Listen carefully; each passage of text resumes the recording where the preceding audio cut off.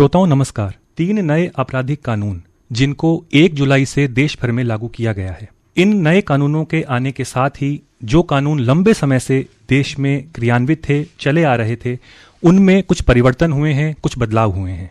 आज इन नए आपराधिक कानूनों में जो परिवर्तन किए गए हैं, वो परिवर्तन क्या हैं, वो बदलाव क्या हैं, उन बदलावों का भविष्य में क्या प्रभाव होगा, आमजन और पुलिस विभाग इन बदलावों के साथ किस तरह से सामंजस्य स्थापित करेगा, इन सब विषयों पर एक विस्तृत चर्चा के लिए हमने स्टूडियो में आमंत्रित किया है बीकानेर रेंज के inspector general of police Shri Om Prakash ji को। कार्यक्रम में सबसे पहले हम आकाशवाणी बीकानेर की तरफ से आपका स्वागत करते हैं। बहुत बहुत धन्यवाद। आईजी साहब, आज हम जो नए आपराधिक कानून देश में लागू किए गए हैं, इन पर बातचीत कर रहे हैं। हम इसकी विस्तृत जानकारी आपसे लें, इस कार्यक्रम में हम आगे बढ़ें, उससे पहले हम संक्षेप में इसकी ऐतिहासिक पृष्ठभूमि को समझने की कोशिश करेंगे। वो कौन से ऐसे कारण थे जिन्होंने इन बदलावों को देश में प्रेरित किया? आप क्या कहना चाहेंगे? जैसा कि आपको ज्ञात है, भारतीय न्याय संहिता 2023, भारतीय नागरिक सुरक्षा संहिता 2023 और भारतीय साक्ष्य अधिनियम 2023 1 जुलाई से लागू हो रहे हैं जी। और पुरानी जो हमारी आईपीसी, सीआरपीसी या एविडेंस एक्ट जो थे वो दंडात्मक थे। अभी जो संशोधित जो कानून आए हैं उस पे न्याय पे बल दिया गया है जी। और सबसे महत्वपूर्ण बात ये है कि ये भारतीय मूल्यों पर आधारित है। औपनिवेशिक युग के कानून जो ब्रिटिश हितों के लिए बनाए गए थे, ये कानून हमारे पार्लियामेंट के द्वारा बनाए गए हैं। और तीसरी बात ये है कि ये विक्टिम सेंट्रिक है जी। इसमें पीड़ित को ध्यान रख करके ये कानून बनाए गए हैं। इसके अलावा जीरो टॉलरेंस है ऑर्गेनाइज क्राइम के प्रति। जो क्राइम हम ऑर्गेनाइज होकर करते हैं या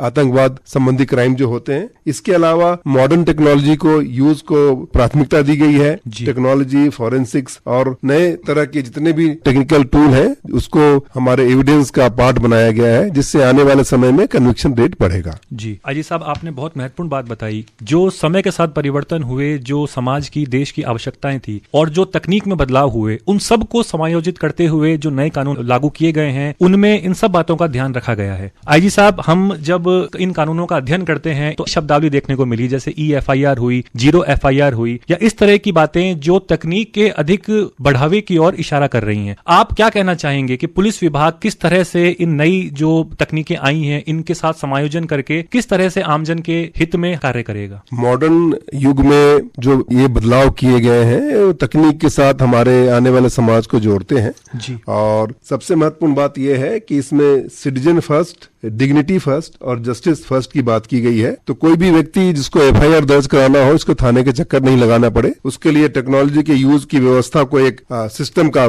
पार्ट बनाया गया है। और EFIR के तहत कोई भी व्यक्ति डिजिटली सूचना दे सकता है थाने पे, और 3 दिनों के बाद आकर के थाने पर अगर साइन करेगा तो उस पे FIR दर्ज हो जाएगी। इसी की तरह कोई भी व्यक्ति इस देश में कहीं भी FIR दर्ज करा सकता है, जिससे कि जो दुविधापरक स्थिति थी उससे निजात मिलेगी। हम जब किसी भी अपराध की बात करते हैं तो जांचों का एक अपना बहुत महत्वपूर्ण योगदान होता है। फॉरेंसिक जांचों की बात अक्सर की जाती है। जो नए कानून लागू किए गए हैं, इसमें फॉरेंसिक जांचों पर बल दिया गया है। किस तरह की बातें की गई हैं, क्या नए प्रावधान इन नए कानूनों में लागू किए गए हैं, और पुलिस विभाग किस तरह की तैयारियों के साथ इन फॉरेंसिक जांचों के क्षेत्र में आगे बढ़ रहा है? प्राथमिक तौर पे नए जो बदलाव किए गए हैं उनमें जो तकनीक के प्रयोग को प्राथमिकता दी गई है, उसके अलावा जी नेशनल इंफॉर्मेटिक सेंटर ने ऐप डेवलप किए हैं साक्ष्य संकलन के लिए। ई-साक्ष्य ऐप है जो कि ऑडियो वीडियो रिकॉर्डिंग की व्यवस्था के लिए एक ऐप डेवलप किया गया है जो पैन इंडिया काम करेगा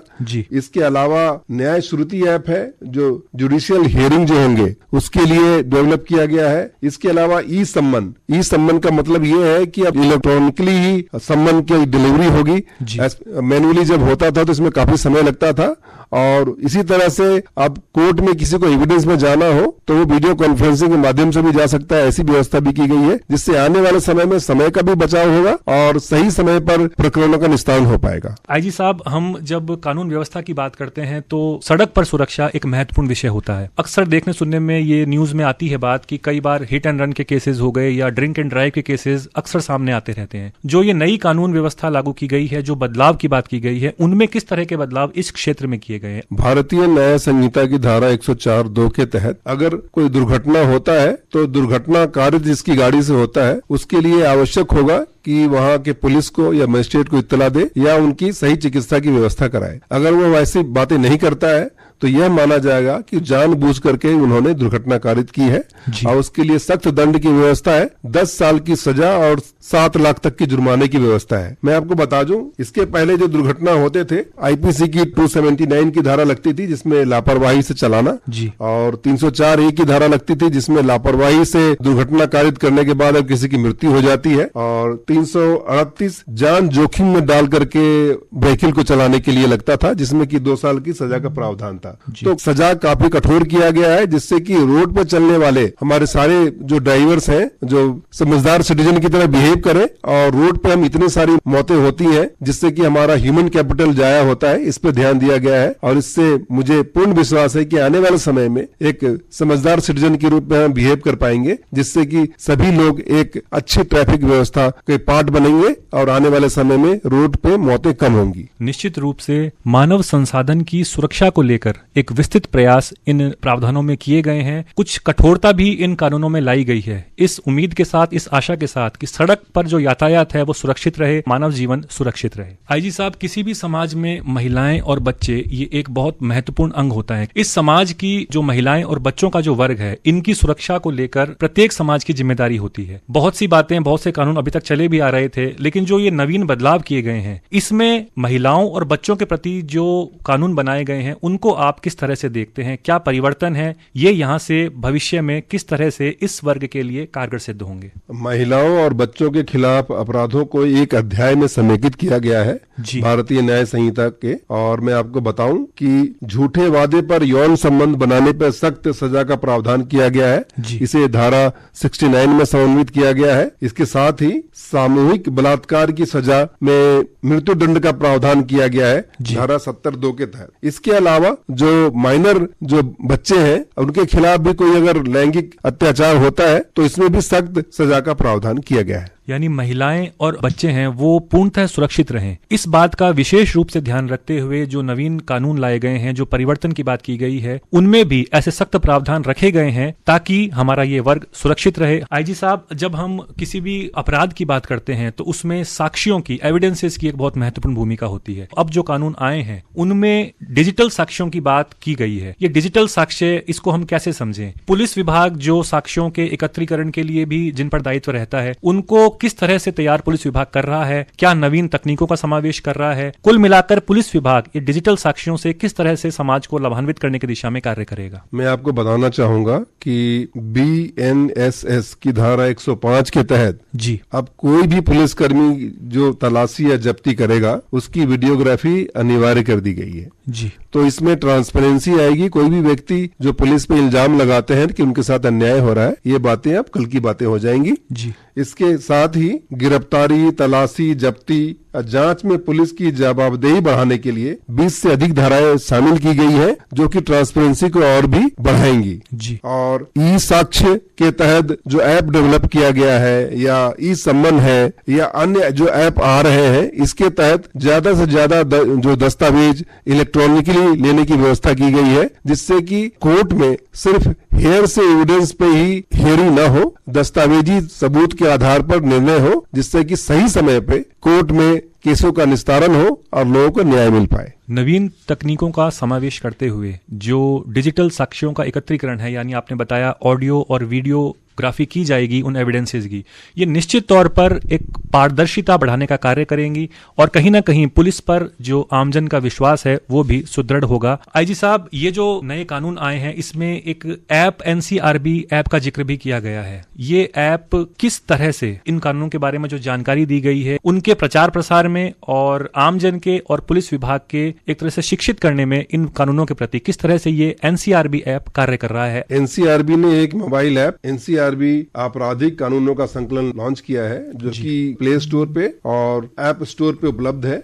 यह सभी के लिए उपयोगी है और नए आपराधिक कानूनों पर एक व्यापक मार्गदर्शिका के रूप में कार्य करता है। इसमें जितने भी अध्याय जो जोड़े गए हैं या सूचकांक हैं या लिंक की सुविधा दी गई है जिससे कि आप ऑफलाइन मोड में भी इनको काम करने के लिए यूज कर सकते हैं, रेफरेंस पॉइंट के रूप में आप भी यूज कर सकते हैं। आईजी साहब, हमने बात करी कि जो नए कानून परिवर्तनों के साथ लागू किए गए हैं, ये जो परिवर्तन आए हैं, इन परिवर्तनों को समायोजित करने के लिए पुलिस विभाग किस स्तर पर किस तरह से तैयारी कर रहा है? सबसे पहले तो हम अपने पुलिस कर्मियों को विशेष तौर पे जो हमारे अनुसंधान अधिकारी हैं उनकी ऑनलाइन और ऑफलाइन ट्रेनिंग करा रहे हैं जी, और हमारे सारे अनुसंधान अधिकारियों को ट्रेनिंग करा दी गई है। इसके साथ ही एक सब कल्चर डेवलप करना पड़ता है। जैसे अगर आपसे कोई कहे कि धारा 302 लगा दी गई है, इसका मतलब है मर्डर जी, परंतु अब धारा 302 की जगह धारा 103 लगेगी। उसी तरह से 420 कि वो 420 ही कर रहा है। 420 जब लगता था, जब पनिशमेंट फॉर चीटिंग के लिए लगता था, अब 420 की जगह धारा 318 लगेगी। उसी प्रकार अगर हम सीआरपीसी में धारा 144 लगाते थे मजिस्ट्रेट, अब उसकी जगह बीएनएसएस में धारा 163 लगेगी। तो इन सारी चीजों को पब्लिक को समझने में थोड़ा समय लगेगा। उनके साथ समन्वय बिठा करके पुलिसकर्मी भी कंधे से कंधे मिला करके इसके प्रचार प्रसार भी कर रहे हैं, अवगत भी करा रहे हैं। हम स्कूलों कॉलेजों में भी जा रहे हैं और इसके साथ ही आम जन के साथ मीटिंग करके इनको जो बेसिक जो अमेंडमेंट्स हुए हैं उनके विषय में जानकारी दी जा रही है कि ये हमारे हित में है और इससे जो हमारी जो कानूनी प्रक्रिया थी वो काफी फास्ट होगी और इसमें पारदर्शिता आएगी। बहुत महत्वपूर्ण बात आपने बताई कि जो बदलाव किए गए हैं उन बदलावों को पुलिस विभाग अपने स्तर पर आमजन के बीच लेके जा रहा है। जो तकनीकी बारीकियां हैं उनसे भी आमजन को अवगत करवा रहा है और नागरिक केंद्रित जो कानून बने हैं उनकी संपूर्ण जानकारी का प्रयास पुलिस विभाग के द्वारा स्वयं भी किया जा रहा है और उन्हें आमजन तक पहुंचाने का कार्य भी किया जा रहा है। आईजी साहब, जो भी परिवर्तन की बात की गई है ये सब हमारे समाज के लिए, हमारे देश के लिए, हमारे आमजन के लिए है। आपसे ये समझने की हम कोशिश करेंगे कि जो नवीन बदलाव आए हैं इससे आमजन किस तरह से लाभान्वित होगा। आप इन बदलावों को एक संपूर्ण परिदृश्य में किस तरह से देखते हैं? सबसे पहली बात यह है कि हर एक नागरिक का अधिकार है कि उसके अगर वो पीड़ित है और उसके साथ अन्याय हुआ है तो उसका प्रकरण दर्ज हो। अब ऐसी व्यवस्था कर दी गई है कि डिजिटल मोड पे भी या सामान्य तौर पे भी उसके द्वारा प्रकरण दर्ज कराने में कोई दिक्कत नहीं होगी। दूसरी बात यह है कि जब प्रकरण दर्ज होता है तो लंबे समय तक यह पेंडिंग रहता है। अब समयबद्ध ढंग से उस प्रकरण का अन्वेषण करना पड़ेगा और 90 दिन के बाद प्रार्थी को यह बताना पड़ेगा कि उसके प्रकरण में क्या प्रोग्रेस हुई है जी। इसके साथ ही जब वह कोर्ट में प्रकरण जाता है चालान के बाद तो 60 दिन के अंदर में कोर्ट को भी उसमें उनको आरोप निश्चित करने पड़ेंगे और जब पूरी हियरिंग हो जाती है कोर्ट में तो 45 दिन के अंदर में उनको दंड सुनाना पड़ेगा या जो भी उनका जजमेंट सुनाना पड़ेगा। तो एक तरह से जवाबदेही तय की गई है पूरी व्यवस्था पे और पब्लिक जो लगातार कोर्टों और थानों के चक्कर लगाती रहती थी, इससे निजात मिलेगी और एक नए ढंग से टेक्नोलॉजी का यूज करके हम नए भारत की तरफ बढ़ रहे हैं जिसमें कि पारदर्शिता के साथ जनता को केंद्र बिंदु बना करके कानून में अमेंडमेंट किए गए हैं जो कि जनता को न्याय दिलाएगा। जी, बहुत ही महत्वपूर्ण बात आईजी साहब आपने बताई कि समयबद्धता की बात की गई है। जब भी कोई कार्य समयबद्ध रूप से पूरा होता है तो निश्चित तौर पर जो लाभार्थी है उसको ये एहसास होता है, ये भावना पुष्ट होती है कि हमें कहीं ना कहीं न्याय मिला है। आईजी साहब, आज हमने जो नए आपराधिक कानून अभी हाल ही में लागू किए गए हैं इन पर हमने बातचीत की। आपने विस्तार से बताया कि जो इसके अलग अलग पहलू थे वो किस तरह से समाज को प्रभावित कर रहे हैं। इसी संदर्भ में आप चलते चलते हमारे श्रोताओं को क्या संदेश देना चाहेंगे? सबसे पहली बात यह है कि अगर हम आम जन की भाषा में जानना चाहें तो हम कह सकते हैं कि जो पुलिस का जो पहले का डंडा था उसे हमने data as a policing tool के रूप में रिप्लेस किया है। अब सारी चीजें साइंटिफिक ढंग से अन्वेषण होगा और वैसे दस्तावेज संग्रहित किए जाएंगे, न्याय प्रक्रिया फास्ट ट्रैक होगी और जवाबदेही के साथ